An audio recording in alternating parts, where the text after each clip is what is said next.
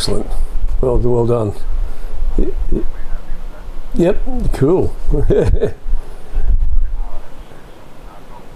Excellent. Yep.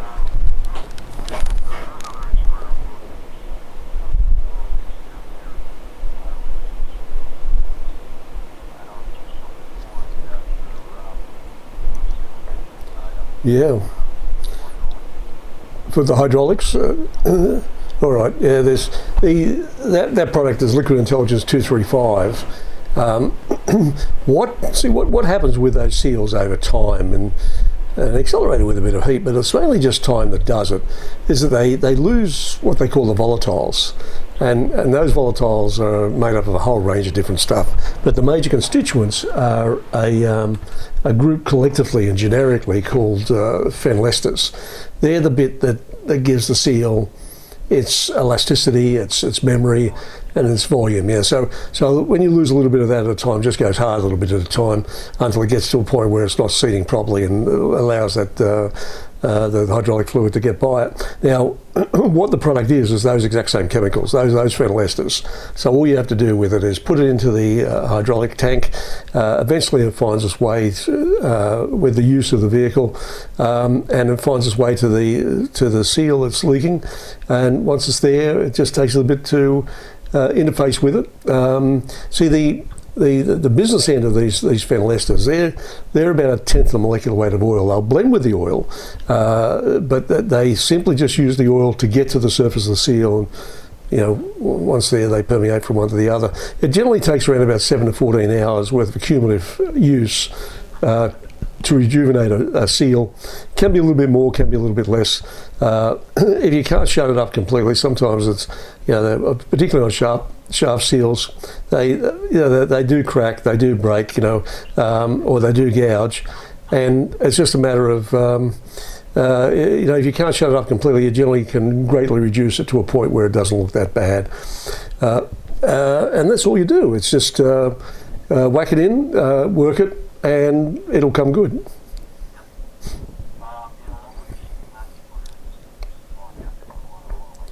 Yeah, how many litres goes into the hydraulic fluid, into the tank? Right. Okay. Well, you use the product at a 5% solution. So in other words, 1 litre will treat 20 litres of oil. So you need 2 cans of 235 to do that job. It's $111, I think it is, for a can. So a couple $100. Yeah, all right. Well,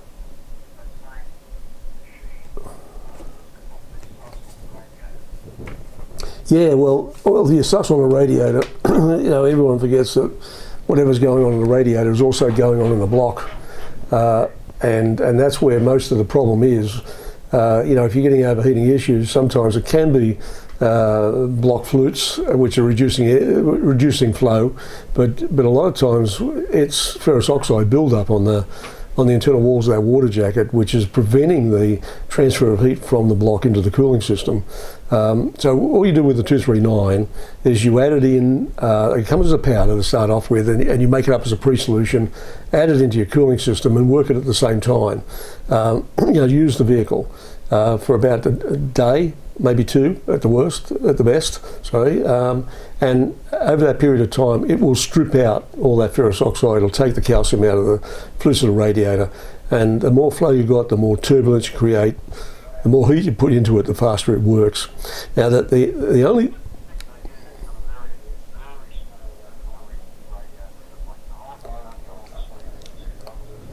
right, okay.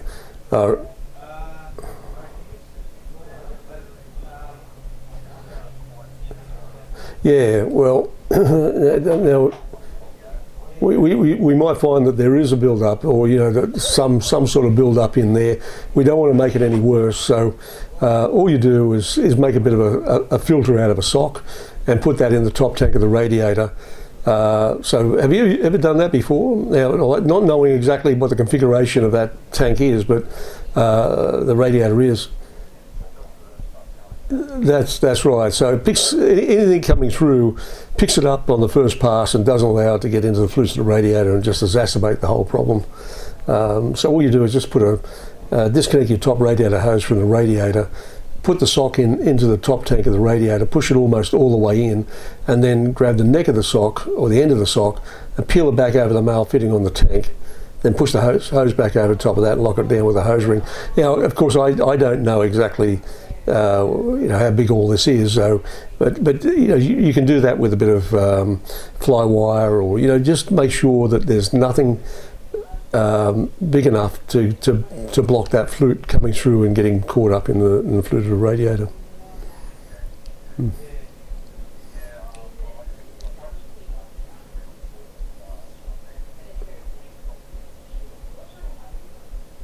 Yeah. Yeah.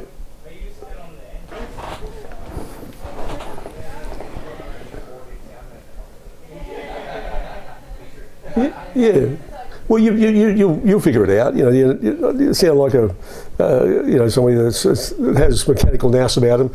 And it's just a matter of.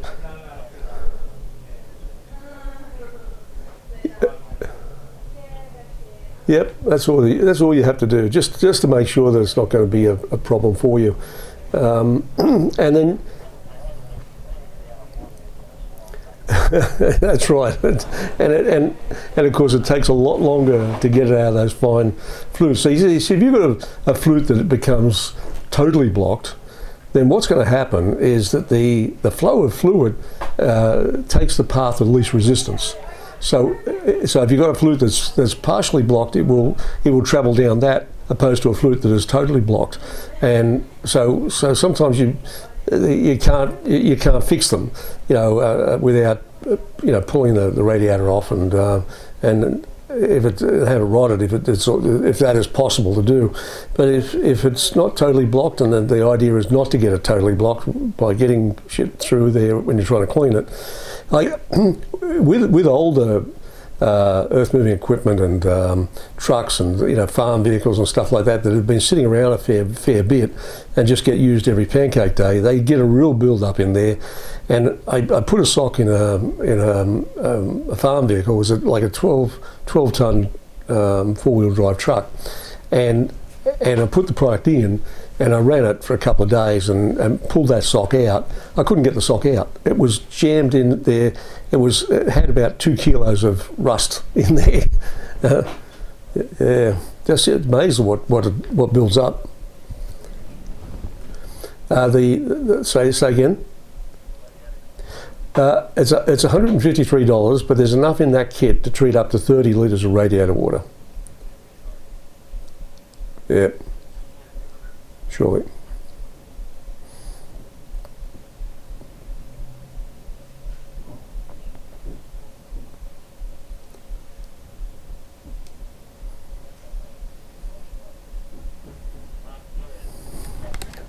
Yeah. Yep.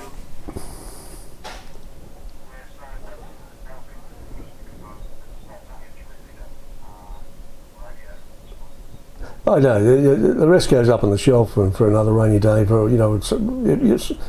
got equipment there. You'll be able to use it one way or the other.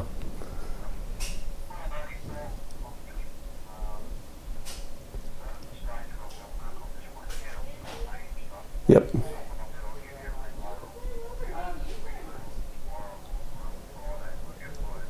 Yes.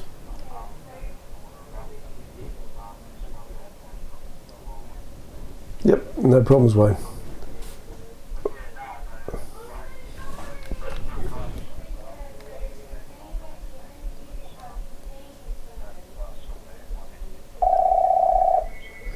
I don't think you'll have a problem in the world.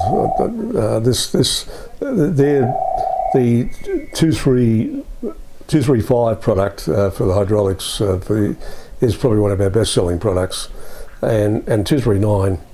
It's that's about as strong as you can get it. But the whole thing about the 239 kit is that it's a trade-off between it's what I call a safe soft clean. And what you do is you leave it in there for a couple of days, you run it or work it over that period of time, but over 2 days of working it hard, it doesn't do any corrosion or damage to any of the other metals in the cooling system, but it just cleans it back right back to the way it was when it rolled off the production line, which is perfect for transferring heat then.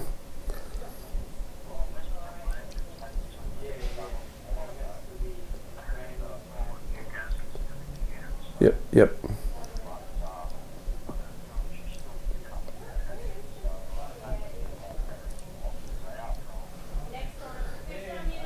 Yeah.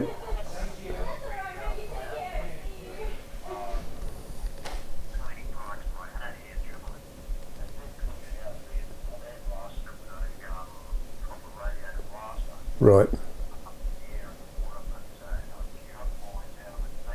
Yep.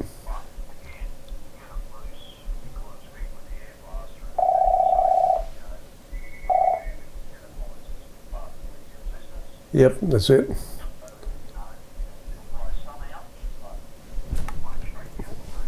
That's it, yep.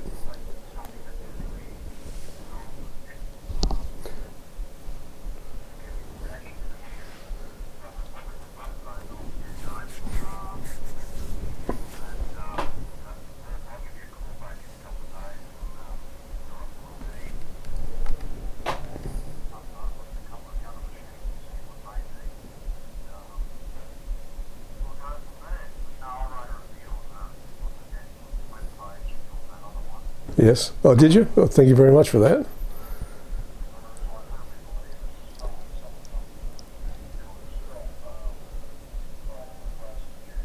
Yeah, thank you. I appreciate it. Right, Wayne. Oh, well, sounds great. All right, mate. Talk to you soon. Thank you. Bye-bye then. Bye-bye.